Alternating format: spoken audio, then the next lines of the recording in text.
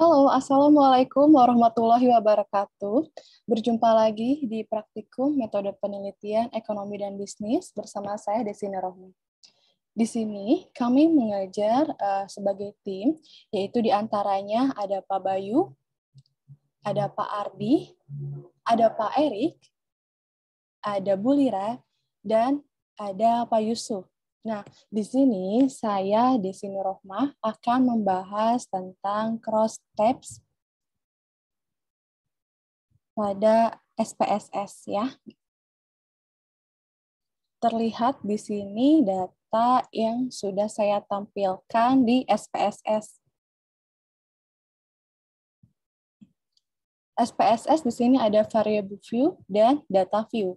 Nah, untuk penginputan data sebelumnya sudah dipelajari ya di video yang sebelumnya.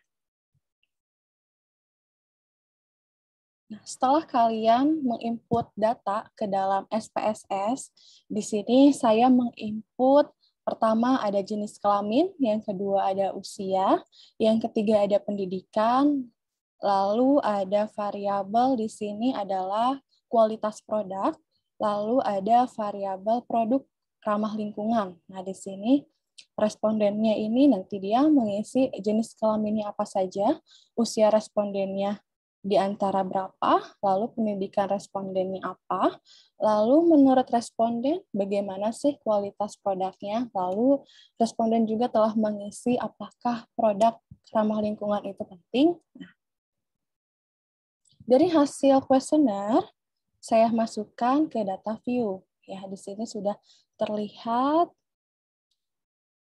ada 30 responden. Nah, bagaimana sih untuk menghitung tabulasi silang gitu atau cross tabs ya. Pertama, kalian dari tabs yang di atas dari SPSS klik analyze. Setelah mengklik analyze, kalian klik descriptive statistics ya. Setelah descriptive statistics, kalian klik cross tabs ya.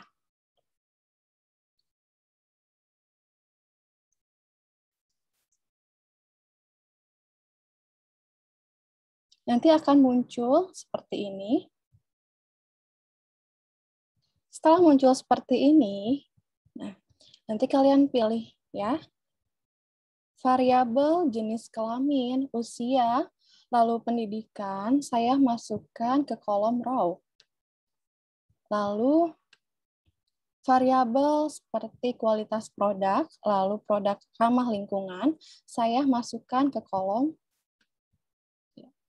Kemudian kalian klik sel.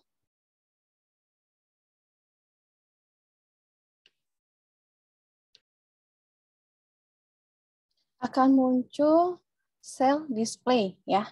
Nah, di sini klik observed, lalu percentage-nya saya klik row, lalu klik round cell counts, lalu klik continue.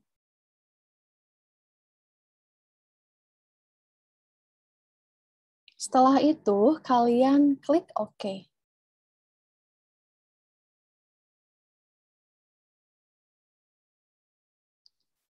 Muncullah output dari cross tabs.